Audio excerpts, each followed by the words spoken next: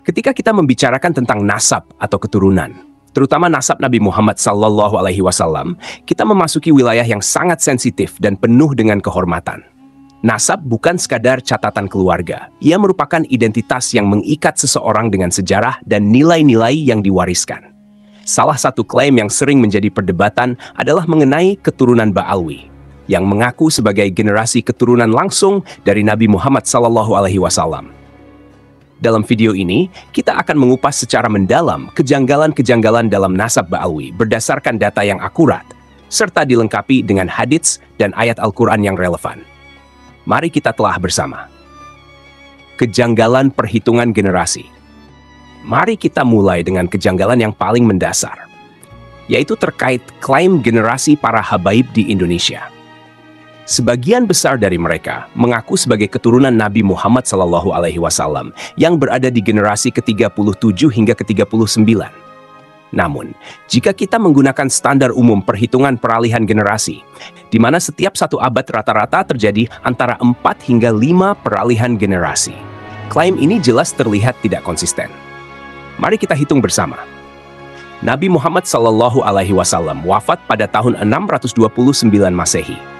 Jika kita mengambil waktu hingga saat ini, yaitu tahun 2024, itu berarti sudah lebih dari 1.500 tahun sejak wafatnya Nabi. Dengan kata lain, seharusnya peralihan generasi sudah mencapai antara generasi ke-49 hingga generasi ke-53. Artinya, ada sekitar 10 hingga 11 generasi yang hilang atau tidak tercatat dalam klaim nasab Ba'alwi ini. Kejanggalan ini menjadi semakin mencolok ketika kita mempertimbangkan kebiasaan masyarakat di masa lalu. Masyarakat pada zaman itu cenderung menikah dan memiliki anak di usia yang jauh lebih muda dibandingkan dengan kebiasaan saat ini. Rata-rata usia pernikahan di masa lalu berkisar antara 20 hingga 30 tahun. Dengan demikian, jika klaim generasi ke-37 hingga ke-39 benar, seharusnya tokoh-tokoh dalam silsilah ini memiliki anak pada usia yang jauh lebih muda, bukan di usia 60 tahun. Hal ini menunjukkan adanya ketidakcocokan yang signifikan antara klaim dan kenyataan. Analisis Guru Gembul. Salah satu tokoh yang memberikan analisis mendalam mengenai hal ini adalah Guru Gembul. Dalam pandangannya, jika kita mempertimbangkan statistik demografi dan kebiasaan pernikahan di masyarakat pada masa lalu, jelas bahwa klaim generasi ini tidaklah masuk akal. Ia menekankan bahwa meskipun dalam 1 atau 2 kasus mungkin ada seseorang yang memiliki anak di usia yang lebih tua, mustahil hal ini terjadi selama hampir 40 generasi secara berkesinambungan. Analisis Guru Gembul ini mengajak kita untuk berpikir kritis. Ketika kita mendalami sejarah dan melihat bagaimana generasi-generasi sebelumnya dalam nasab Ba'alwi terkesan diatur sedemikian rupa, kita mulai mempertanyakan keakuratan dan validitas data yang ada. Dalam banyak hal, analisis ini berfungsi sebagai pengingat bahwa tidak semua klaim yang ada perlu diterima mentah-mentah. Setiap klaim harus dapat dipertanggungjawabkan dengan data yang akurat dan bukti yang kuat. Pembulatan umur dalam nasab. Kejanggalan lain yang perlu kita bahas adalah pola pembulatan umur dalam rangkaian nasab Ba'alwi. Banyak tokoh yang disebutkan dalam nasab ini memiliki umur yang dibulatkan, seperti angka 60, 80, atau 90. Dalam pandangan Guru Gembul, pola pembulatan ini menimbulkan kecurigaan yang signifikan. Pembulatan umur ini menunjukkan bahwa penyusunan nasab mereka mungkin tidak berdasarkan pada data yang benar-benar akurat. Jika kita merujuk pada data historis dan pengalaman dalam kehidupan sehari-hari, kita tahu bahwa umur manusia bervariasi. Oleh karena itu, pembulatan angka ini bukan hanya sekadar kebetulan, tetapi bisa jadi merupakan indikasi bahwa ada penyesuaian dalam catatan tersebut. Hal ini menimbulkan pertanyaan lebih lanjut tentang bagaimana nasab Ba'alwi disusun dan apakah ada informasi yang disembunyikan atau diubah untuk kepentingan tertentu. Menjaga keabsahan nasab adalah hal yang sangat penting dalam Islam. Terdapat sebuah hadits yang diriwayatkan oleh Imam Al-Bukhari, di mana Nabi Muhammad SAW bersabda, "Barang siapa mengaku-ngaku kepada selain ayahnya, padahal dia tahu bahwa itu bukan ayahnya, maka surga haram baginya." Hadits ini menunjukkan bahwa memalsukan nasab atau mengklaim nasab yang tidak benar adalah dosa besar yang harus dihindari. Selain itu, Allah Subhanahu wa Ta'ala dalam surah Al-Ahzab ayat 5, "Panggillah mereka anak-anak angkat itu dengan memakai nama bapak-bapak mereka. Itulah yang lebih adil di sisi Allah.